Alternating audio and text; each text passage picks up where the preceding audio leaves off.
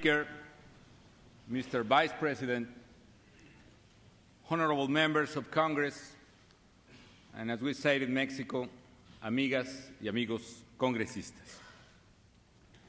It's a great honor to stand before you today. I would like to thank Congress and the American people for this invitation.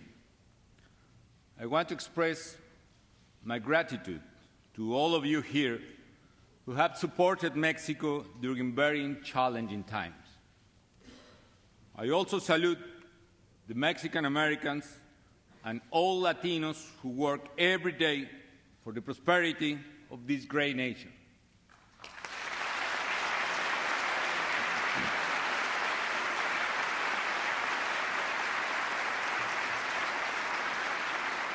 Mexico is a young country, but a very old nation. Our roots go back thousands of years. However, this year is especially significant for us. We are celebrating the bicentennial of our independence, 200 years of being proudly free and proudly Mexican. At that time, Mexico was the first nation to abolish slavery in the whole of continental America. And it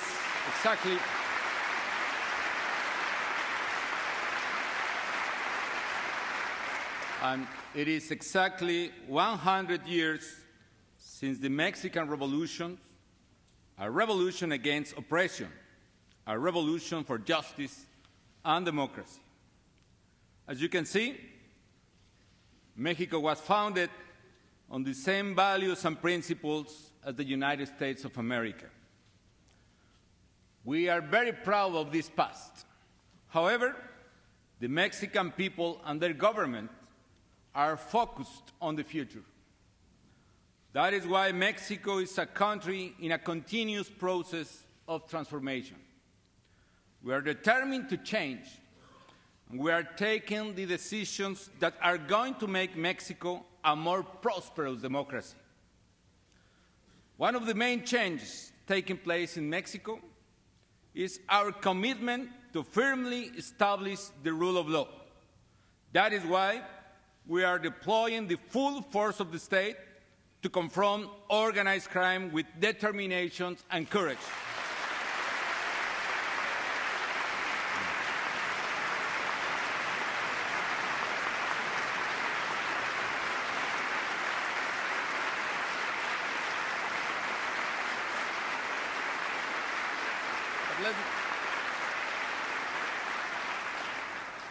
But let me explain. This fight is not only and not mainly about stopping the drug trade only. It is first and foremost a drive to guarantee the security of Mexican families who are under threat from the abuses and the vicious acts of criminals. As I told the Mexican people in my inaugural speech, restoring public security will not be easy and will not be quick. It will take time, it will take money, and unfortunately, to our deep sorrow, it will take human lives as well. This is a battle that has to be fought because the future of our families is at stake. But I told them then, you can be sure of one thing. This is a battle that, united, we, the Mexican people, will win. We cannot ignore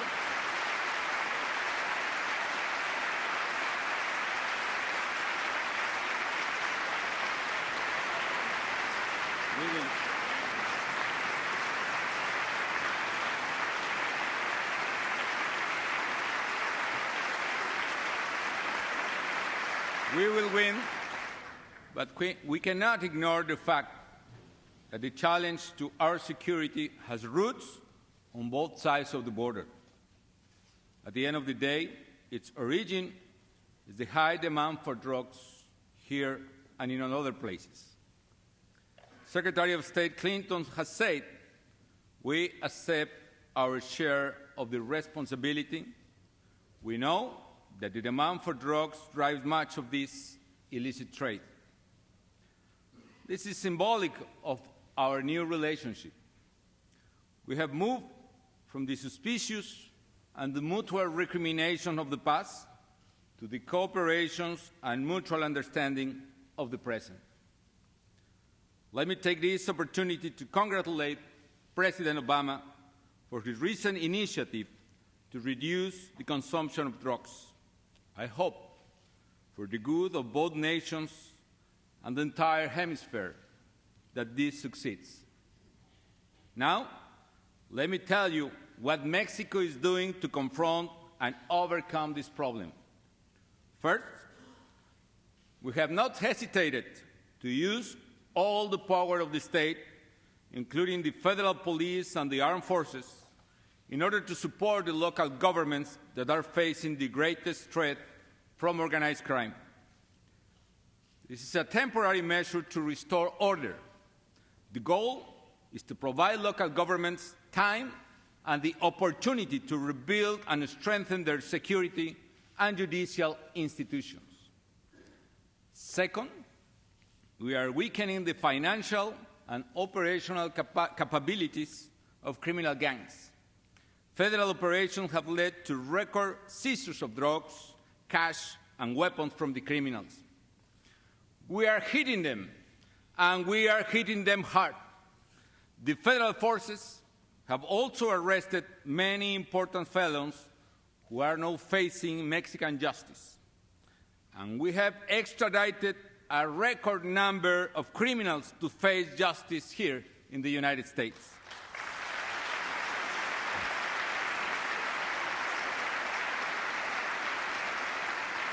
Third, we are rebuilding our institutions and security forces, especially at federal level. We have more than tripled the federal police budget since the beginning of my administration and multiplied the size of its force. We are recruiting honest young men and women with values who are better trained, better paid, and better equipped. Fourth, we are transforming our judicial system to make it more transparent and efficient. We are moving towards open and oral trials that are the basis of your own judicial system. And fifth, we have set up social programs to prevent young people from turning to crime, including prevention and treatment for addictions. As you can see,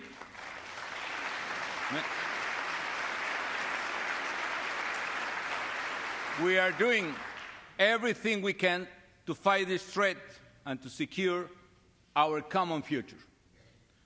We are fulfilling our duty as a good neighbor, taking care of business in our side of the border. The U.S. is also helping. Congress approved the Merida Initiative, which we greatly appreciate, and our administrations are sharing more information than ever to fight crime. However,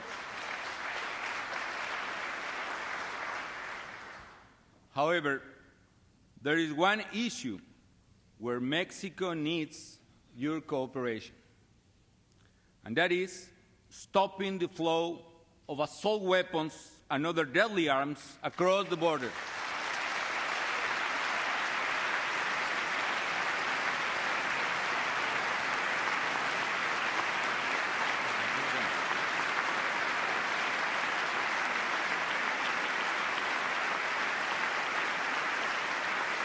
I fully respect.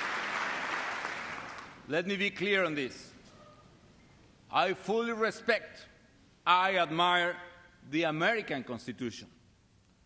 And I understand that the purpose of the Second Amendment is to guarantee good American citizens the ability to defend themselves and their nation. But believe me, many of these guns are not going to honest American hands. Instead, thousands are ending up in the hands of criminals.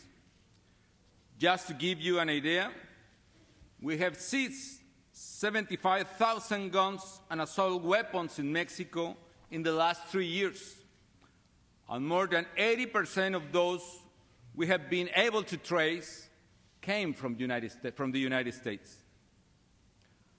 And if you look carefully, you will notice that the violence in Mexico started to grow a couple of years before I took office in 2006. This coincides, at least, with the lifting of the assault weapons ban in 2004. One-day criminals in Mexico, having gained access to these weapons, decided to challenge the authorities in my country. Today, these weapons are aimed by the criminals not only at rival gangs, but also at Mexican civilians and authorities. And with all due respect, if you do not regulate the sale of these weapons in the right way, nothing guarantees that criminals here in the United States, with access to the same power of weapons, will not decide to challenge American authorities and civilians. It is true the U.S. government is now carrying out operations against guns traffickers.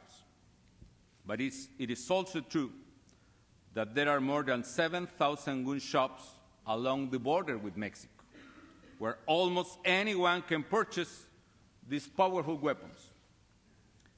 I also fully understand the political sensitivity of this issue, but I will ask Congress to help us with respect and to understand how important it is for us that you enforce current laws to stem the supply of these weapons to criminals and consider reinstating the assault weapons ban. Let us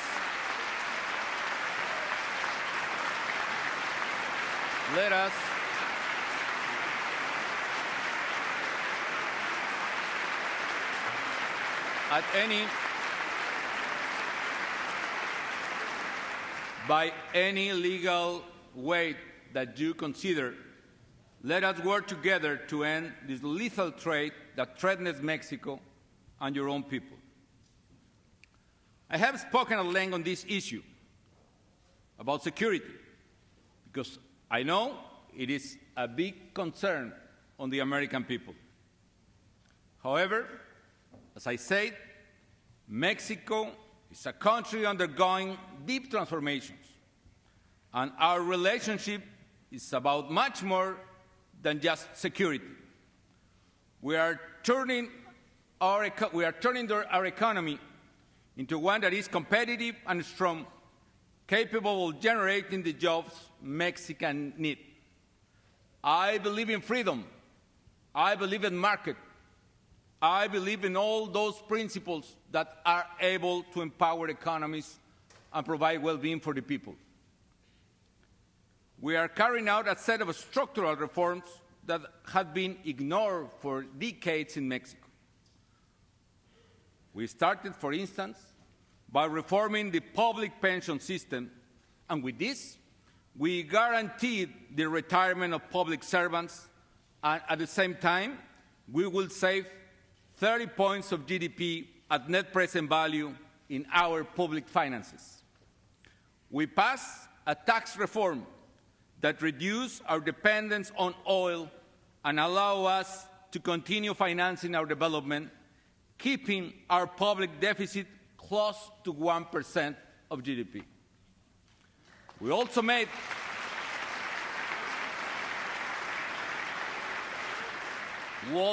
important changes to the oil sector.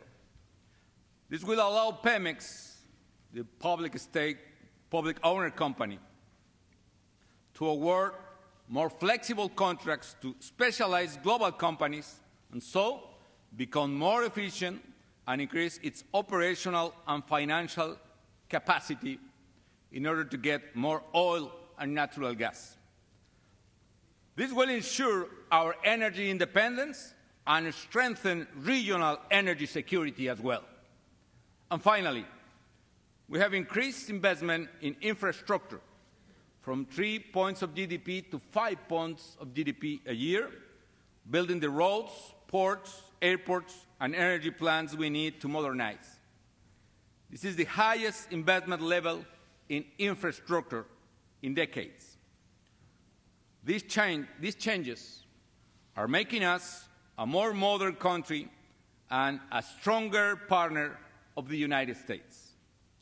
The energy reform, the fiscal reform, the pension reform, the investment in infrastructure, among others, have all prepared us for a better tomorrow, but also allow us to overcome the terrible economic crisis last year. Then, Mexico's economy experienced its worst contractions in modern times. However, thanks to strong regulations, not 1 cent from taxpayers went to a single bank in Mexico last year. We were also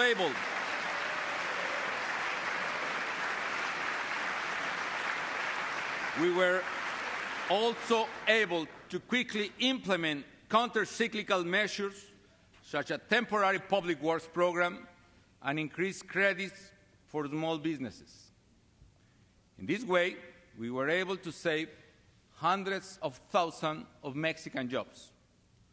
We managed this even though we had to face a series of emergencies, any one of which would have derailed a weaker country. We faced the perfect storm last year.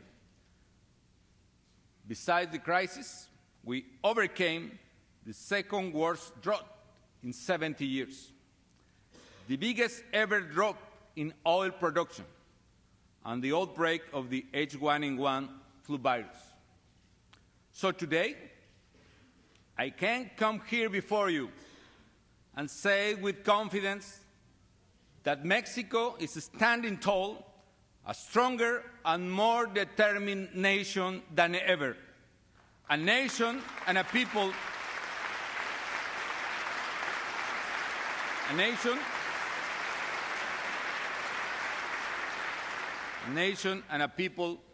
ready to face the future and take the rightful place in the world.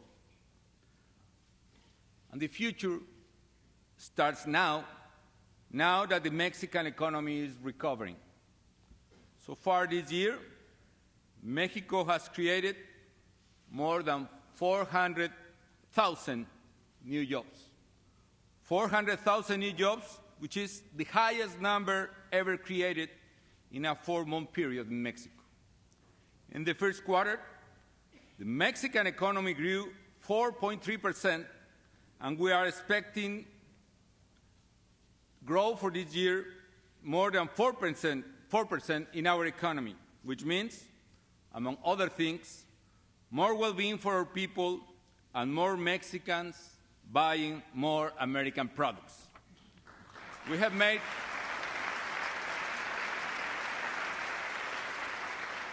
have made structural reforms to modernize our economy, and we want more.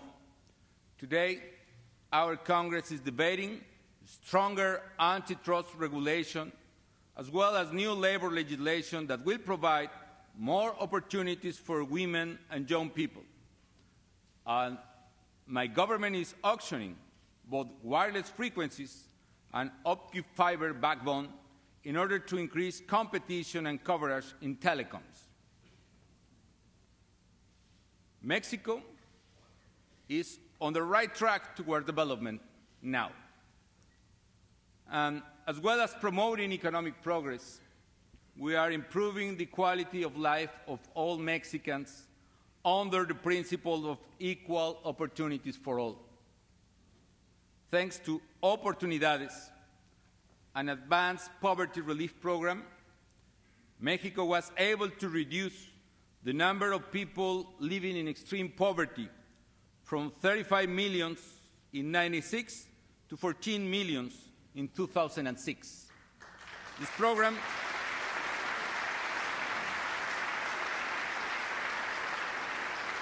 This program reaches the 6 million poorest families, which means 1 in 4 Mexicans. Equal opportunity means more and better education, and we have provided a scholarship to 6 million poor children of all ages. And at the same time, we are investing more than ever in free public universities. And today, almost 90,000 students graduate as engineers and technicians every year in my country. We want all our young people to have the chance to study. Equal opportunity means access to health services for everyone. We have tripled the budget for popular health insurance and rebuilt or renovated 1,700 public hospitals and clinics in 3 years, more than one a day.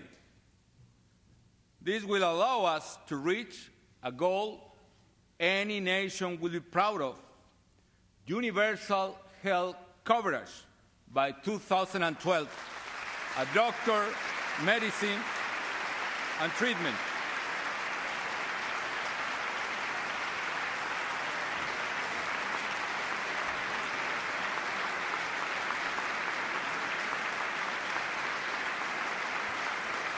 A doctor, medicine, and treatment for any Mexican that needs it. Equal opportunities means more and better education, cutting-edge poverty-fighting programs, and universal health coverage. By improving opportunities for all, we are giving people one less reasons to leave Mexico. As you can see, Mexico is a country in transformation. This is making us an even more strategic partner for the future prosperity of the American people. The world is more global and more interconnected every day. It is also divided into large economic regions. Those regions that maximize their comparative advantages will be the ones that succeed. And we both need to compete with Asia and with Europe. Mexico and the United States are stronger together than they are apart. Our economic ties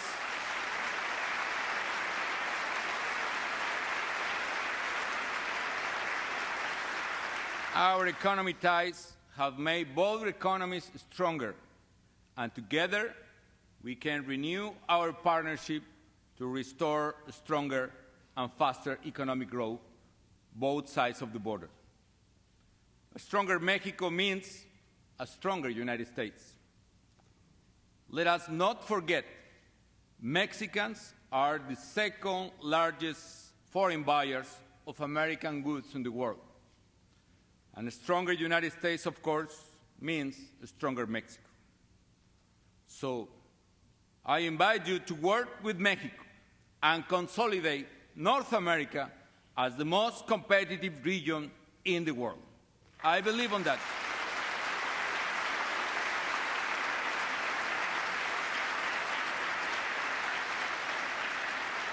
Let us create more jobs for American workers and more jobs for Mexican workers. Members of the Congress, I'm not a president who likes to see Mexicans leave our country searching for opportunities abroad. With migration, our communities lose their best people, the hardest working, the most dynamic, the leaders of the communities. Each migrant is a parent who will never see his children again.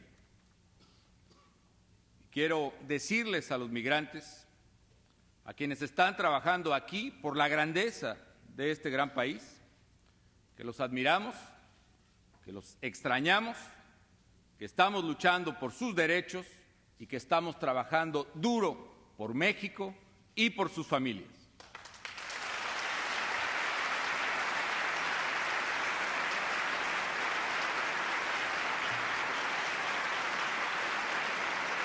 I want to say to the migrants,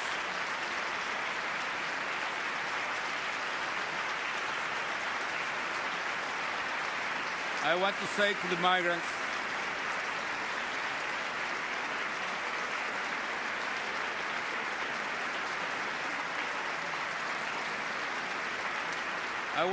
to the migrants, all those who are working really hard for this great country, that we admire them, we miss them, we are working hard for their rights, and we are working really hard for Mexico and for their families. Today, we are doing the best that we can do in order to reduce migration, to create opportunities, and to create jobs for Mexicans in our own country, where their homes are and where their families are, as many jobs as we can. And Mexico will one day be a country in which our people will find the opportunities that today they look for outside of the country. Until then, Mexico is determined to assume its responsibility. For us, migration is not just your problem. We see migration as our problem as well. My government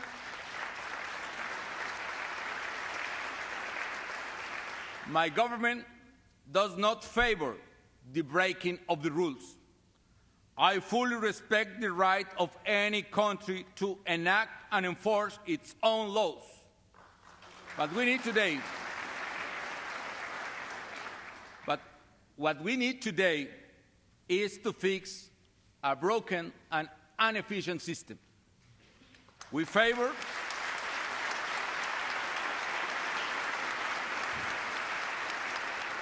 the establishment of laws that work and work well for us all. So the time has come for the United States and Mexico to work together in this issue.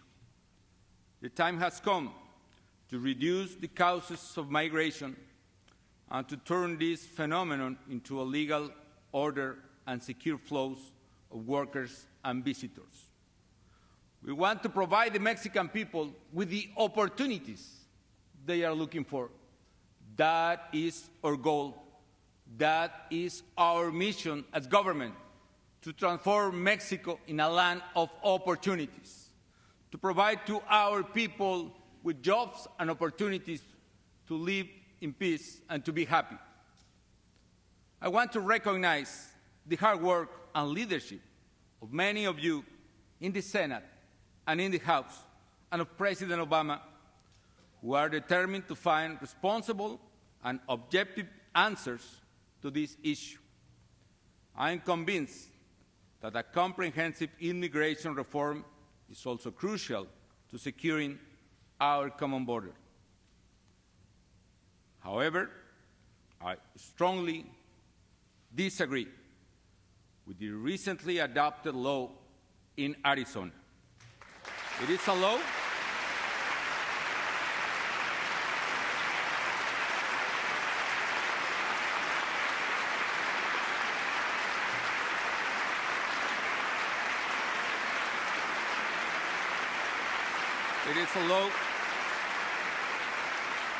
that not only ignores a reality that cannot be erased by decree, but also introduces a terrible idea using racial profiling as a basis for law enforcement. And that is why I agree with the President, who said the new law carries a great amount of risk when core values that we all care about are breached. I don't want to deepen the gap between the feelings and emotions between our countries and our peoples. I believe in bridge. I believe in communication. I believe in cooperation. We must find together a better way to face and fix this common problem. And finally, the well-being of both our peoples depends not only in our ability to face regional challenges, but global ones as well. That is the case of climate change. That is the case, for instance, of not proliferations of nuclear weapons in the world. Climate change is one of humanity's more pressing threats. Global warming demands the commitment of all nations, both developed and developing countries. That is why Mexico was the first developing country to commit to emissions reduction targets and programs. As host of the upcoming COP16, we are working hard to make progress in the fight against climate change.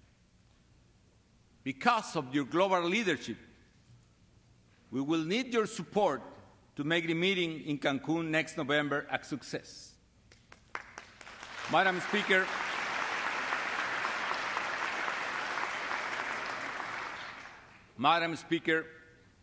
Mr. Vice President, honorable members of the United States Congress, Mexico is a country in deep transformation, indeed. We are building the future our people deserve, a future of opportunity, a future of freedom, of equality, of rule of law, a future of security in which families and children can go out to work, study, or play without fear. And most of all, a future in which our children and their children will see their dreams come true. I have come here as your neighbor, as your partner, as your ally, and as your friend. Our two great nations are joined by geography and by history, but more important, we are joined by a shared, brilliant future. I believe in the future of North America as the strongest, most prosperous region in the world. That is possible.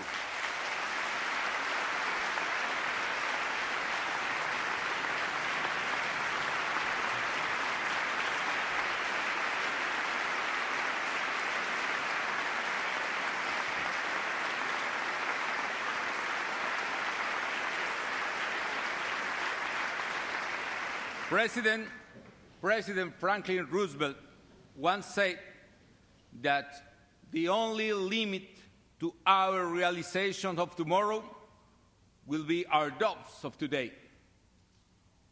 Let us move forward with a strong and active faith. And I say, let us work together with a strong and active faith in order to give our peoples the future they deserve. Thank you very much for your invitation. God bless America. Viva México.